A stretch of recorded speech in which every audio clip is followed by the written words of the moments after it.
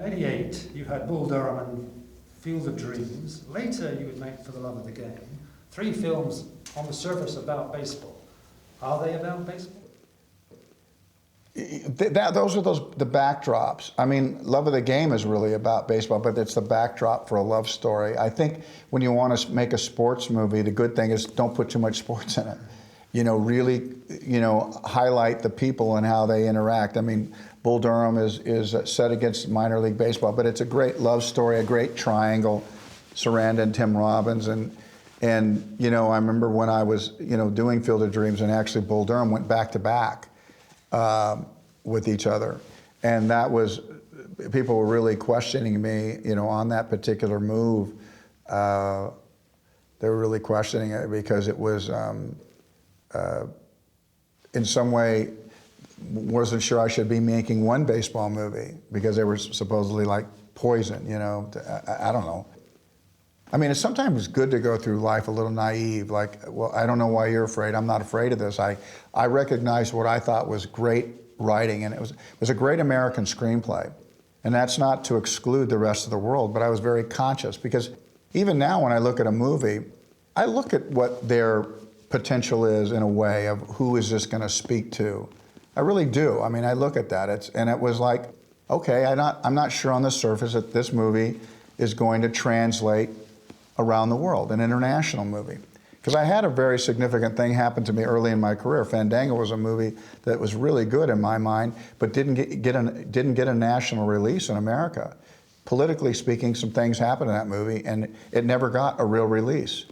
And I'd forgotten about that movie, and when I was doing my first publicity tour at Venice Film Festival, I was there with Silverado. I was the lesser-known actor of that cast, and I had very few interviews, but it was thoughtful of Larry to bring me along to also do interviews there.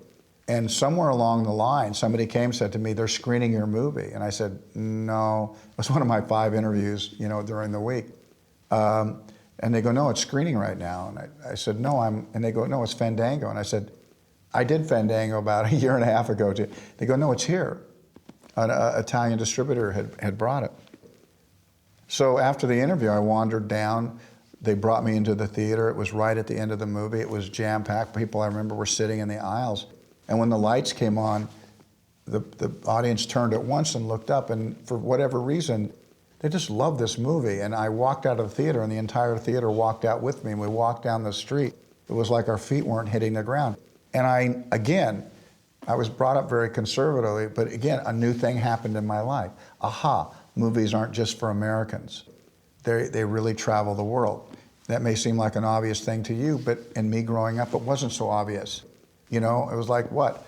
So, as we backtrack to Bull Durham, I looked at this movie that seemed to me to be squarely American.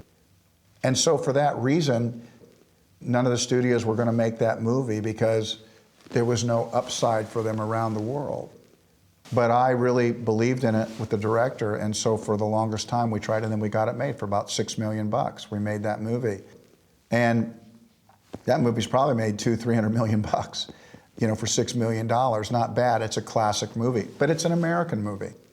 And so I said yes to that movie. And then Field of Dreams came along, and I said yes to that because it felt magical to me.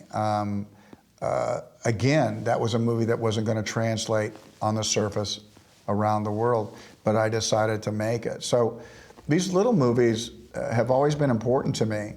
They've always propped me up. I don't know if you've seen Black and White, because in a way it fits perfectly into this idea of films for me. I look at it and I just immediately respond to the writing, and that's all I needed to do. I didn't need to second guess my thinking about where it fit, how it works. I thought it worked as a really solid piece of entertainment. It was magical to me. And so if I think something's magical to me, I naively think, or whatever, that it actually could translate to a lot of people. Because I don't think that I'm an avant-garde kind of personality. I don't think that I create art that's different, that's kind of difficult to understand. It's pretty straightforward.